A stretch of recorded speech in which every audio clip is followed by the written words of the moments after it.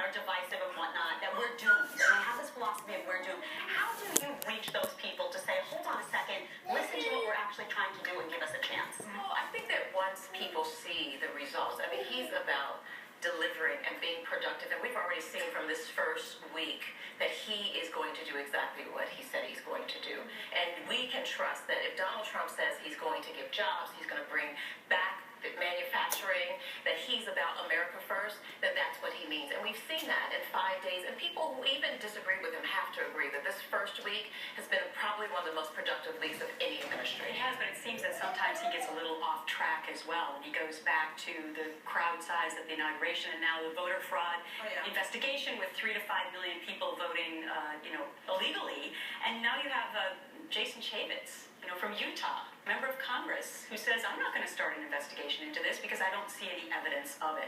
Is this a distraction for President Trump? Well, I think that there's a time of adjustment. He's not a politician. He's never held office, and he's moving from private sector to governing, and it takes an adjustment time. I think in the first 5 days, he's done a spectacular job of dealing with the most important high-pressure job in the world. And so we have to give him time to make that shift, and I believe that you will see that this president is going to be incredible for this country, and I am excited about what's happening with this administration. I'm very honored to be a part of it. What if they find out in the voter fraud investigation that Hillary won the election? Will we do it over We again? can't find out that because she didn't win. There's a possibility she won by 3 million more votes. Isn't it possible? I think that anything is possible, but I think what's more important right now, I think about the families who lost loved ones in the tornadoes. I think about the families that the president talked about this week who became victims of violence because of illegal immigrants. I'd like to continue to talk about the election. It amuses me, but the truth is we have real issues. We have real issues and there are real Americans who have problems that we have to address. So you all can sit at the table and continue to talk about those things in the media, but we have a job to address. We have a job to make sure that the American people have exactly what they need. Jump in here real quickly. The day after the inauguration, millions of women marched around the world to protest President Trump. Many were offended by some of the things he said along the way, but how did you remedy this as a woman? Did any of this resonate with you? Well, first, I'm an American. I'm a very proud American, so let's start with that. And I know people like to put labels. Omarosa's black, she's a woman, she's this. I'm an American first. And seeing those women march last week, it made me very proud. It's one of the most important fundamental rights that we have in this country. The right to assemble, the freedom of speech, and the right to protest. I love seeing that. And there is a march going on. There's a march going on right now, the March for Life, that I hope that you all will give the same type of coverage that you We did yesterday. We covered it yesterday. But today it's going on right now. And so that same freedom should be afforded to all Americans, and I'm so glad that the Vice President is probably preparing to speak at the March for Life right now. Why do you think it's so divisive? It's so divisive in our society right It's now. politics. Politics is a tough game. This is my second time in the White House, so I'm not really new to the tension that comes with it. What's new to me is just this desire to paint Donald Trump with this negative brush without giving him a chance to do what he said he's going to do. We've been talking about how divisive this election is, and Gretchen's been talking about how divisive this election is.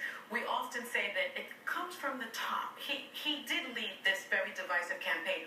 Will we hear him apologize? Don't you think the media contributed to Will we that? hear him apologize for the things that he has said? Stood by everything that he said. And now let me just say, reporter didn't make fun of a disabled reporter, but you can continue to say that. If you say it enough, people may start to believe it. Let me just say this as I close this. Y'all can keep throwing things at me. I'm not going to really fall for that. What I will say is the American people can listen to me right now and right here. We are committed to making this country the best it's going to be. We're not going to look in the past. We're going to look forward and put this country first. And that's what's not been happening in the last 8 years. We're going to put America first. We're going to put people back to work. We're going to make sure people are safe. And that's what this president is about. Same as you, This is a table for you all to negotiate things that you want to talk about from the past. But I now work for this country. And I take my job very seriously. And I am very much...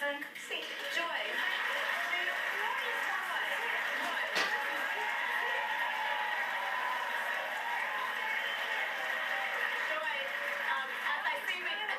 I see we only have 1 minute left. My handsome fiance traveled all the way here from Jacksonville, Florida, and he is in the audience. Girl, I'm talking about my man. No, boo. I'm talking about my man. We're